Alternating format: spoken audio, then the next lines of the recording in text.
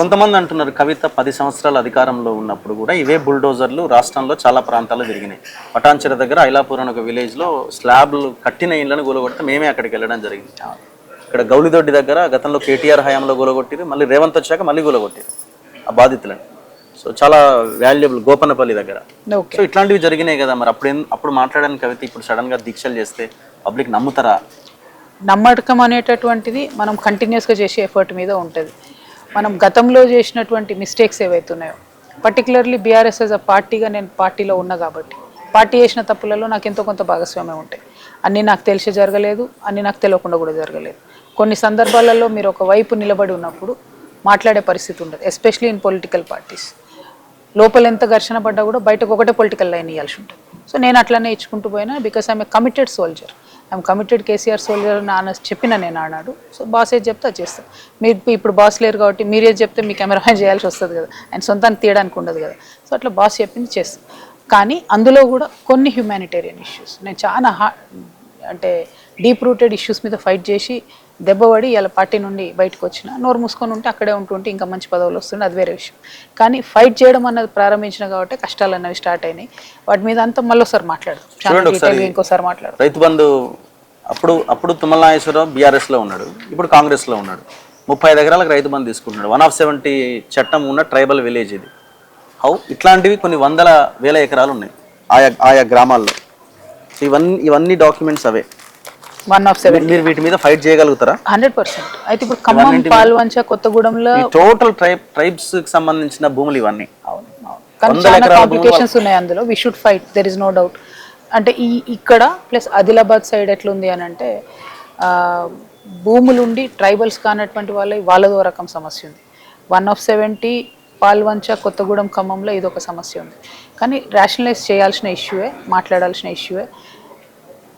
కొత్తగూడెం, పాల్వంచ మధ్యలో ఉన్న అన్ని కిలోమీటర్లు కూడా మీరు చూస్తే నాన్ ట్రైబల్స్ ఉంటాయి, కానీ 1/70 భూములు ఉంటాయి.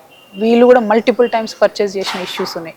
సో అట్లా 100 ఇష్యూస్ ఉన్నాయి. మొన్న కొత్తగూడెం, పాల్వంచ కలిపి కార్పొరేషన్ చేసినప్పుడు కూడా కౌన్సిల్లో నేను అదే అడిగిన, ఎట్లా చేస్తున్నారు మీరు దీన్ని, మొత్తం కలిపి అర్బన్ చేస్తున్నారు, ట్రైబల్ కదా ఇది, మరి ప్రెసిడెంట్ ఆఫ్ ఇండియాకి చెప్పాలి, గెజెట్ ఇవ్వాలి, ఉట్టిగానే కార్పొరేషన్ ఎట్లా చేస్తున్నారు అంటే ఏం లేదు, చేసేసిండ్రు. దాని మీద ప్రధాన ప్రతిపక్షం కానీ ఎవరం కానీ ఏం మాట్లాడలేదు. సో చాలా లెక్కునెస్ ఉన్నాయి, ఒక్కొక్కటి ఫైట్ చేయాల్సిందే. కానీ ఆల్ ఎట్ ఎ టైం చేయలేం. ఫస్ట్ ఒక యునైటెడ్ ఫ్రంట్ ఇవ్వాలి, ప్రజలకు కాన్ఫిడెన్స్ రావాలి, ప్రభుత్వానికి భయం కలగాలి, అప్పుడు ఇట్లాంటి మిస్టేక్స్ కాకుండా ఉంటాయి. ఆ యునైటెడ్ ఫ్రంట్తో ఫైట్ చేస్తే రిజల్ట్ ఎక్కువ వస్తుందేమో, ఒక కొత్త టైప్ ఆఫ్ పాలిటిక్స్ ట్రై చేద్దామనే ఉద్దేశంతో నేను ఒక ముందడుగు వేసినాను.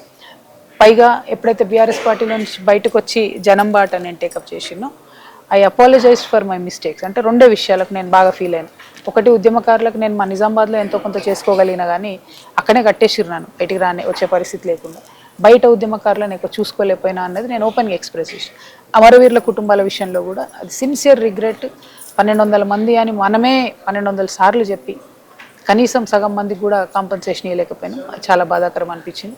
దాని మీద కూడా నేను క్షమాపణ చెప్పిన తర్వాతనే ప్రజల్లోకి రావడం జరిగింది. మిగతా విషయాలు ప్రజల పక్షాన్ని నిలబడి పోరాటం చేసుకుంటూ ఫైట్ చేసుకుంటూ పోతే ప్రజల నుంచి కూడా డెఫినెట్గా యాక్సెప్టెన్స్ వస్తుందనే కాన్ఫిడెన్స్తో ముందడుగేస్తున్నా.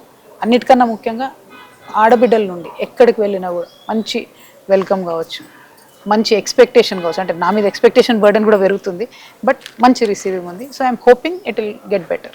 లాస్ట్ క్వశ్చన్, మీరేమో దీక్ష చేస్తున్నారు, మీతో పాటు దీక్ష చేసిన విశారదన్ గారు ఎక్కడ ఉన్నారో తెలియదు.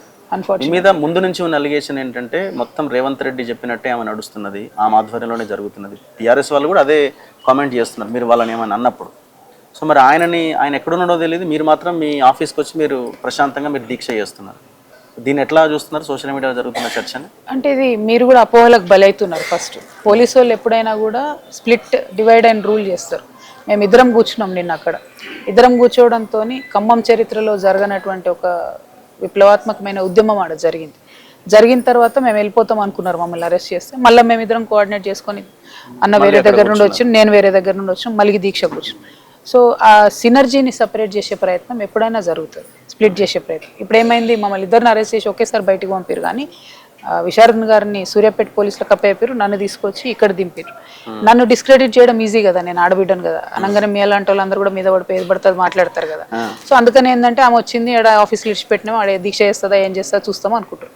నేను ఇక్కడ వెయిట్ చేస్తున్నా, నేను దీక్ష కంటిన్యూ చేస్తున్నా. విశారద్ గారు బయటకు వచ్చిన తర్వాత మాట్లాడుకుంటాం. ఇక్కడే చేద్దామా, ఇంకో వెన్యూలో చేద్దామా, ఏం చేద్దాం, ఎట్లా చేద్దాం డిసైడ్ చేసుకుందాం. ఒక సినర్జీ క్రియేట్ చేస్తున్నాం, దాన్ని బ్రేక్ చేసుకోం. మీలాంటి వాళ్ళు అపోహపడ్డా, ప్రభుత్వం ప్రయత్నం చేసినా, బీఆర్ఎస్ ప్రయత్నం చేసినా, వాళ్ళ అమ్మ జేజమ్మ ప్రయత్నం చేసినా, శాశ్వత శత్రువులు ఉండరు, నో నో నో నిపుణునిదే పొగరాదు, ఇట్లాంటి పదాలు కూడా మన ముందు ఉన్నాయి కదా, ఇట్లాంటివి కూడా. ఎగ్జాక్ట్లీ నేనేమంటున్నా అంటే రేవంత్ రెడ్డి కాంగ్రెస్ పార్టీ మీదనే నాకు కొట్లాట. రేవంత్ రెడ్డి చెప్పినట్టు నడిస్తే నాకంటూ భూమికి ఏముంటుంది, నాకంటూ ఇండివిజువాలిటీ ఏముంటుంది, నేను అసలు పార్టీ పెట్టుడు ఎందుకు. నేను 1.5 మంత్లో మా పార్టీ వస్తుంది. ఒక పార్టీ ఇండిపెండెంట్గా నిలబడుతుంది ఈ రాష్ట్రంలో, మీరు చూస్తారు, డెఫినెట్లీ మీరు చూస్తారు. 100%. సో ఆల్టర్నేట్ అన్నప్పుడు మీరు బీఆర్ఎస్ కదా టార్గెట్ చేయాల్సింది, కాంగ్రెస్ నేను కాంగ్రెస్నే కదా టార్గెట్ చేయాలి, బీఆర్ఎస్ నేను ఎందుకు టార్గెట్ చేస్తాను? వాళ్ళు గవర్నమెంట్లో లేరు, కానీ వాళ్ళు ఇదివరకు 2 సార్లు వాళ్ళని లేకుండా చేస్తే మీరు ఆ ప్లేస్ ఆక్యుపై చేస్తారు కదా. అది జనం చూసుకుంటారు, నేను చేసేది ఏంది, వాళ్ళు చేసే ప్రయత్నం, వాళ్ళు చేస్తున్న పనులు చూసి జనమే. ఇప్పుడు మొన్న కార్పొరేట్ ఏమని అంటే ఇక ఫీల్ అవుతారు మా పాత బీఆర్ఎస్ వాళ్ళు అందరు, కానీ సగం మంది ఇక్కడ వాళ్ళే ఉన్నారు, ఫీల్ కాకండి ఉంటారు కదా, ఏం చేస్తాం.